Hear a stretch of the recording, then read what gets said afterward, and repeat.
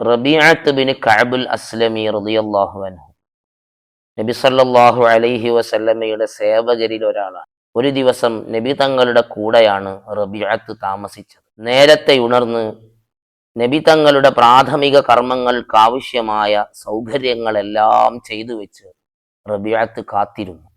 തഹജ്ജുദിനായി നബി തങ്ങൾ ഉണർന്ന് പുറത്തേക്ക് വന്നു. റബീഅത്ത് തയ്യാർ ചെയ്ത സൗകര്യങ്ങളെല്ലാം കണ്ട് നബി തങ്ങൾക്ക് സന്തോഷമായി. റബീഅത്തിനെ അടുത്തേക്ക് വിളിച്ച് നബി തങ്ങൾ പറഞ്ഞു, റബീഅത്തെ, നിനക്കാവശ്യമുള്ളതെല്ലാം ചോദിച്ചോളൂ. അവസരം പാത്തിരിക്കുകയായിരുന്നു റബീഅത്ത്. നബിയെ, അങ്ങയോടൊപ്പം സ്വർഗത്തിൽ ഒരിടം വേണം. തൗഹീദ് പഠിപ്പിക്കാൻ ലോകത്ത് നിയോഗിക്കപ്പെട്ട പ്രവാചകരാണല്ലോ ഹബീബായ നബി സല്ലല്ലാഹു അലൈഹി വസല്ലം തങ്ങൾ. റബീഅത്തിന്റെ ചോദ്യത്തിൽ നിന്ന് ശിർക്കിലേക്ക് എത്തിച്ചേരുന്ന ഒന്നും നബി സല്ലല്ലാഹു അലൈഹി വസല്ലം കണ്ടില്ല. സുജൂദ് അധികരിപ്പിച്ച് നീ എന്നെ സഹായിക്കൂ എന്നു മറുപടി നൽകി.